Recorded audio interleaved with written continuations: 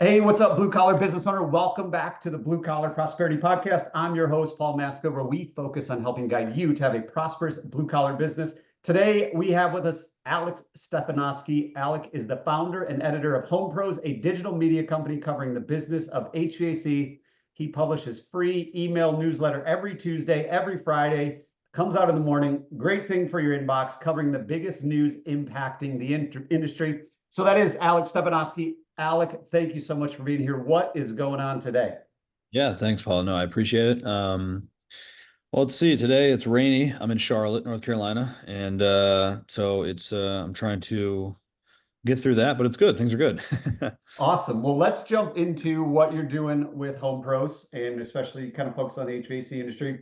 For those of you listening that aren't in HVAC, I still would encourage you to tune in because a lot of the stuff Alec dives into, economy, technology, acquisitions, is really relevant to a lot of different spaces in the home service, blue collar world. But give our listeners, if they don't know who you are, kind of an insight, background story on how you got to where you are today. Yeah. So I in 2020 I started working for a software company called Payzer, and we were essentially a kind of a field service management software. So we helped contractors schedule dispatch. We essentially acted as a CRM. We helped them with payment processing out in the field. Helped them. We integrated with financing partners so they could offer finance to their customers, and so it's kind of a full like end-to-end software system. And we specifically targeted HVAC or HVAC and plumbing contractors. And I spent 3 years there, I'd say most of which was on the sales side of the business.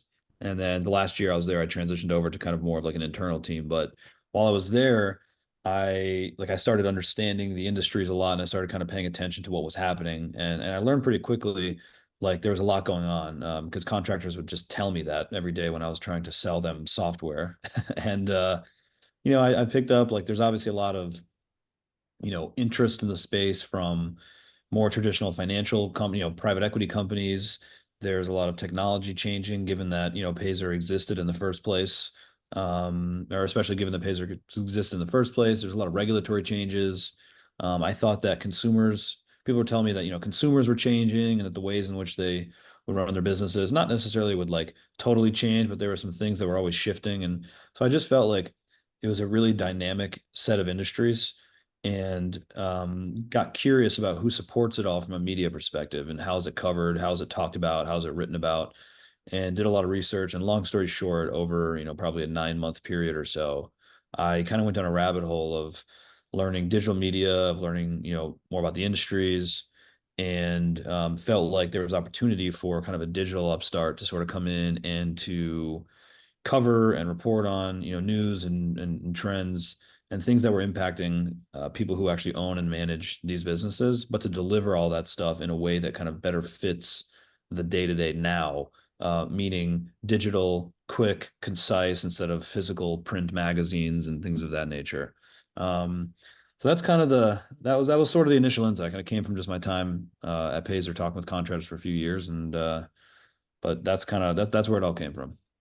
Awesome. Love the story. And I know you have a lot of interesting stories to share. I mean, you started in 2020 in the HVAC, plumbing, electrical space, and you've seen COVID, you've seen the post-COVID. Now we're going into 2025. We've got elections, politics, economy, all the things, not to mention AI and everything else. So you picked a really great time to really start covering it. And I am a subscriber as well. I really do agree that it is quick, concise.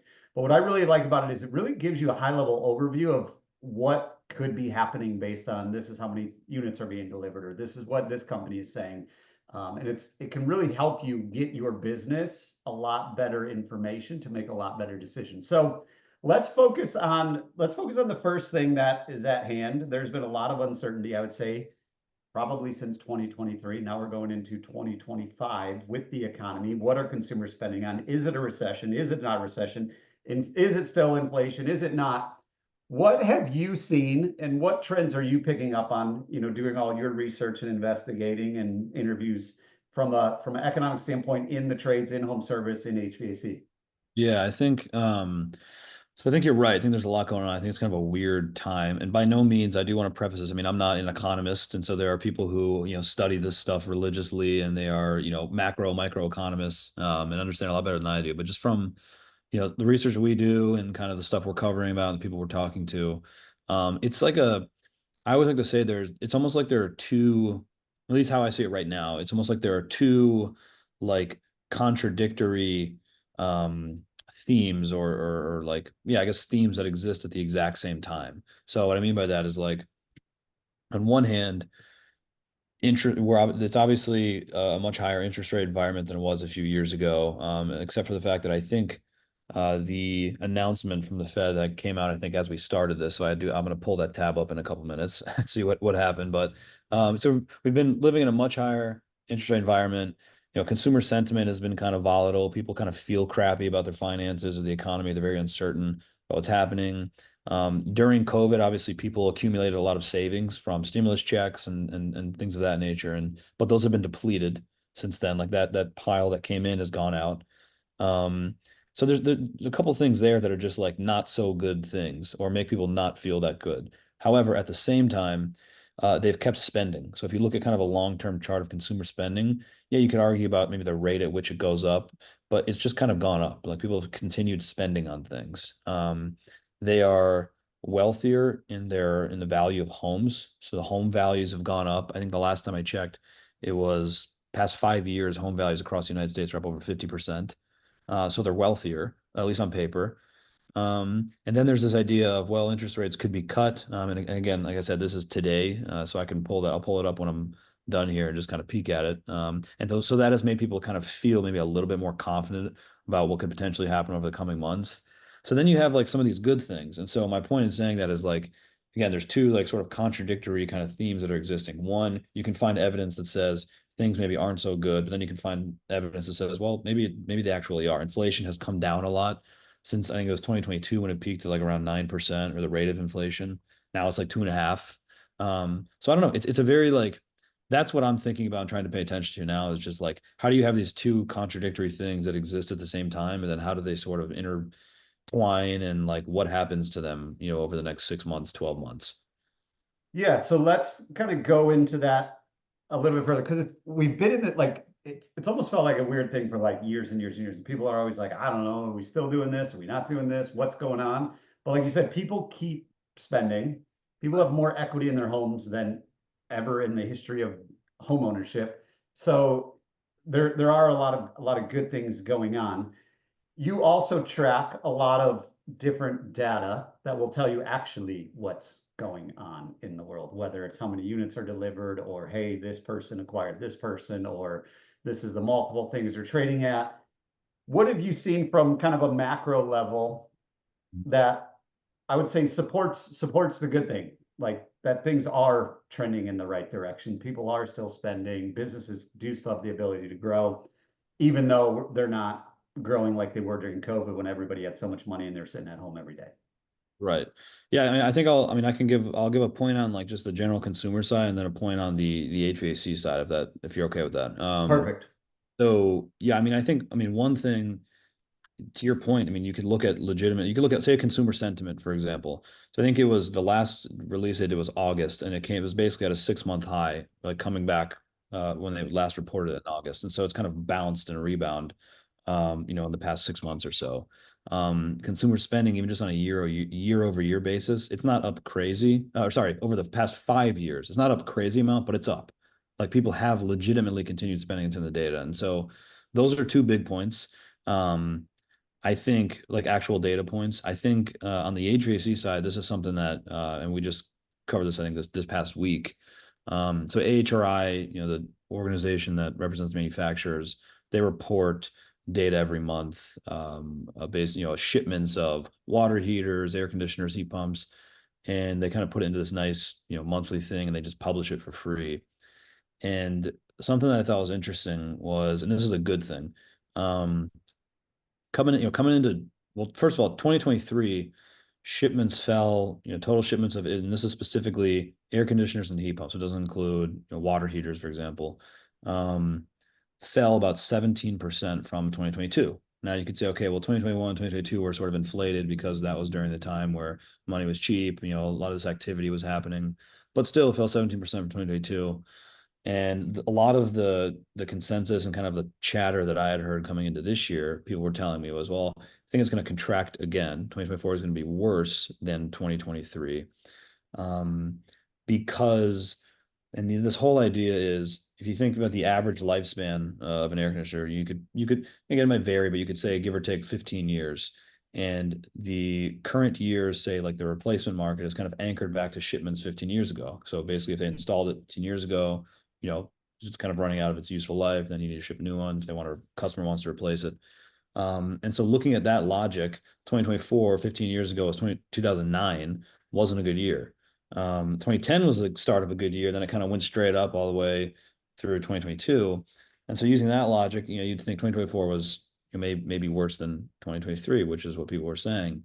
However, as of the latest release, which was on this past Friday, now we have January through July's data. So they're 2 months behind. And you look at just year to date total shipments for heat pumps and air conditioners, they're up 3% versus 2023. So it's not so far the case that they're like drastically down. Now, to be fair, yeah, you still have months left. That's something that I thought was interesting because, again, in a good way, because so far it's not, they're not down 10% or something like that. Yeah, no, that's awesome data to have and really to help listeners, owners navigate, plan, how do they grow their business? Because a lot of times too, with this high interest rate, we might think people aren't building as many homes, people aren't buying as many homes, which means we're not delivering as many units. But you equate high interest rates plus 15 years ago is 2009, and we're still growing. It's probably actually very impressive that we're growing, and it's probably growing a lot higher than that 3% when you take into all the other factors and kind of normalize it. So with that being said, also, a big part of what you cover and a big part of what people have talked about really since 2021, end of 2020, is acquisitions. Probably everybody listening to this show has dreams, goals, plans of having a business that can run without them. And a lot of times, once you get there, we sell our business. Obviously, since 2020, when all services, especially in the home, were determined essential, private equity is like, wow, we should go buy those companies. Fragmented industry, never get shut down, doesn't really matter the economy because things are still going to break. You do a really cool thing of tracking as many acquisitions as you can that you can, get information on. What have you seen, say, in 2024 compared to 2023, maybe 2022? Is private equity still spending money even though interest rates are high? Have the multiples changed because of interest rates? Where is the acquisition world at with all this? Yeah. So I guess I'll take that in two parts. So one, I mean, I think to answer the question, is private equity still buying companies? Yes, they are. And I think, obviously there's a number of reasons for that. One of, a couple of which you named, which is just sort of like the structure of the market and that the fact that it makes for, good long-term investment, and, for all the reasons you just mentioned. But I think, 2023, again, worse year than 2022. But if you look at 2022 going back to like 2018, 2023 going back to 2018, there were still multiple, I think it was 3x the numbers, a little over 3x more deals done in 2023 than there were in 2018. So the interest, even though that kind of goes through the COVID years, interest is still way higher than it was, and I think the number was 2018. But now going into this year, yes, people are still buying. Just from, for example, conversations that I've had recently, it's more so, at least, what people are telling me is it's more so not that they're done buying. Yes, you could argue, people have slowed down. Deal activity has slowed down in 2024. Just pure number of transactions. And that comes from, I think it's Capstone Partners Investment Bank. They put out public research or public data. So deal transactions have slowed down this year. However, it's not like, everyone who works at these, the consolidating companies, the private companies are just on vacation this year, like not working. Like they're working. And something that that stood out to me is that while the transactions have the the number of transactions have gone down, there's been sort of a shift in focus on like just pure blocking and tackling and organic growth with the companies that are already under or in a certain platform's portfolio. So that's something that kind of caught my attention. The thing that kind of sucks is that obviously these deals are private transactions, so not all the multiples get published on every single deal. And so you got to find it through just sort of whispering with people. And so, that's a separate conversation that I have a rant on. But yeah, I mean, that's kind of where I'd say it's at. Deal transactions down. A lot of companies, just from what I've been told, are, focusing kind of more on blocking, tackling, and doing what they can with what they have. But they're still buying, and they're still out there looking for good companies, and they still are active. Awesome. And I mean, and part of that blocking and tackling, a lot of times when whoever it is that's acquiring a company, whether it's an individual buyer or private equity or Yeah. somewhere in between, Yep.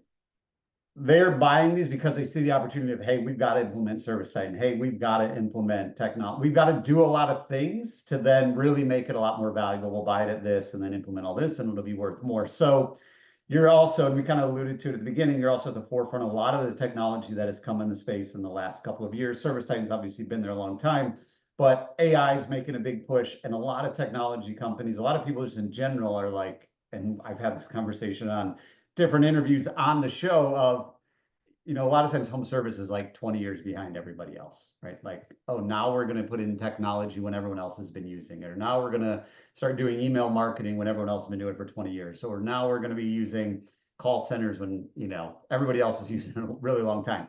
So, what are some of like the biggest things that you've seen from a technology space that you believe, or that our listeners might not know, that are, making ways into the market and really starting to disrupt things from a how we've always done this? The crotchety old business owner says, well, we've always done it this way and I don't want to change. What are some of those things that are really kind of starting to disrupt the world out there? Yeah, I mean, a few things come to mind. I mean, one, I think, here's us. I'll say first, then I'll get into kind of some of the examples. But I think it's too late for players to come in and compete with ServiceTitan, House Call Pro, Pays where I came from, all these established players. I think it's too late, in my opinion, to start one of those companies and try to go be sort of the all-in-one kind of integrated platform. I think, they have such an advantage from one, just a brand awareness standpoint. They have a technology advantage. They have, product advantages. They're built out. They have, and so what a lot of, I think, the new companies are doing, the model is, regardless of what area of the business you focus on, whether you're, and I'll explain some of the companies that, I've talked to recently, but regardless of whether you focus on, say, you're building software for the call center, or for, sales coaching, or for dispatching, whatever it may be, the model now is they're plugging into to the CRMs, to the field service management softwares via integrations. Because the idea is, and obviously contractors don't want to have to use 18 apps out in the field or in their office and have different screens pulled up and kind of have to bounce back and forth. And so as much integration as you can get obviously benefits the contractor, benefits, the vendor, and it just kind of makes everyone's life easier. So that's what it's going to, I think, continue to look like and continue to form, like morph into, is where you're just going to have these, you're gonna have access to as many sort of point solutions and as many tools as you'd like for different parts of the business, but it's all going to be run out of whatever your core system is. Now, what are some of those specific ones? Well, I mean, just, kind of a few of them come to mind. Like, some of these companies are focusing on, okay, how can we improve our call center, for example, using, whether it's like AI, and really it's AI. Um, and, so there's one company where essentially what they do is they have kind of like it's called an AI agent. And so they can, contractors can actually go ahead and use it to, answer after hours calls. And it's trained on certain data that the contractor feeds it via, whether it's certain scripts or things that their team asks. And basically the idea is to help bring whatever your percentage of after hour call bookings are up by multiples. And so you can recoup a lot of those lost missed calls, and then there's clear revenue impact there. So there's a call center. There's a couple companies that have popped up that are trying to essentially compete with, like, for example, ServiceTitan's dispatching product, Dispatch Pro. There's a number of companies that are all field based, or they're kind of focused on the field, and so helping technicians be more efficient with, whether that's import things as simple as importing pictures, of equipment, include model number, serial numbers.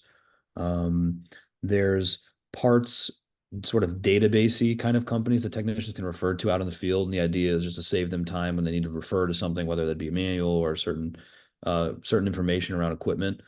There's sales technology. So companies like, Rilla and the like, who basically are using call recordings to help sales managers analyze calls when comfort advisors and salespeople go out into the field and kind of figure out, okay, how can we improve here? How can we improve there? And the technology does a lot of the legwork to understand, here's where specifically in certain conversations things can be improved based on XYZ. So sales, I think, is a big one. And then there's obviously, all things on the back end from a reporting standpoint. There's cool, like cool data visualization tools. So I think contractors have gotten pretty good at like taking data from all these different places and kind of putting them all together in ways that they can look at and sort of take action on. And that's kind of I don't say it's a crazy, crazy new thing, but I don't know. Those are some of the things that just come to mind. I hope that answers the question. It does. And then follow-up question, out of all the things you see, because you talk to a lot of people, you do a lot of research. If you could just pick one thing, one piece of technology or one company that our listeners should go check out, what would that be out of all the things you've seen that you thought this could really help? Oh, God, an endorsement. You're asking me to make an endorsement. I don't No know. endorsement, just your favorite idea, even if it's just a favorite idea or favorite thing that you've been in the trades now 4 years that you see and like, wow, that's really cool. I never would have thought of that. I, man, I think actually stuff companies that are focusing on the field interest me a lot. So there's, I mean, I don't I'm trying to think of the name of the company. There's one called Faraday, which I was talking to a guy recently about. It says he's a big fan of it, and basically the idea is, if technicians are out in the field, it just kind of helps streamline the process of importing a lot of data, equipment and data into whatever their core operating system. In that case, it was ServiceTitan, which with who I was talking to. But also has the ability to kind of search sort of manufacturer and federal databases for recalls. And so there's a couple things that it can do that just sort of help streamline the process for technicians out in the field. That stuff is interesting to me. Not that like any of the office stuff, whether it's call center or, sales, voice recordings, not that it don't interest me, but the field stuff is pretty interesting to me. Love it. Awesome. Yeah, and there is a lot of cool things out there. I know one of the things that I've seen, I think it's called Pika, Pika, Yeah. where it makes the sales presentation better, but then it also like pulls in all the rebates right away. And if there's any local, state, federal incentives to, go more energy efficient, it like kind of links it all together. So there's a ton of stuff out of there, tons of bright, shiny objects. But obviously this is the way we're going. And Right. I think for whoever's not adapting it, not adopting it, and not, at least testing out what works and what doesn't work for them, will probably be left behind. So with that kind of final question for you, as we're going into 2025, I know you're not an economist. I know you're not there to make exact predictions, but just from a industry, home services as a whole, what are some of the things you're looking forward to in 2025? Where do you think this thing is going? Yeah, I think, and so I'm gonna give you kind of an economic answer, and the only reason I'm gonna say this is because I actually just got a notification on my computer as we were talking that the Federal Reserve will cut interest rates by 50 basis points. A lot of people were wondering whether it was gonna be 25 or 50, and they decided to do 50. So that's why I'll give you this answer. I mean, I think the thing that I'll be looking at and kind of paying attention to a lot of stuff around the acquisition side and consolidation. I think it's going to continue to happen. I don't imagine it's not going to, I don't think it's going to go anywhere at all. I think now, given what just happened a few minutes ago, I think there's maybe potential for at least a lot of confidence to be boosted. Whether multiples like see immediate like impacts, that's a different conversation, but I think consolidation is going to continue. I think some of these platforms out there that are already pretty big, I think will continue to get bigger by swallowing smaller platforms, not just independent contractors. I think they'll continue to do that, but I think there's going to be platform consolidation. And I think that's going to be interesting to pay attention to and kind of how that plays out. Um, that's kind of the big thing that I'm paying attention to is what happens at the platform level. Awesome.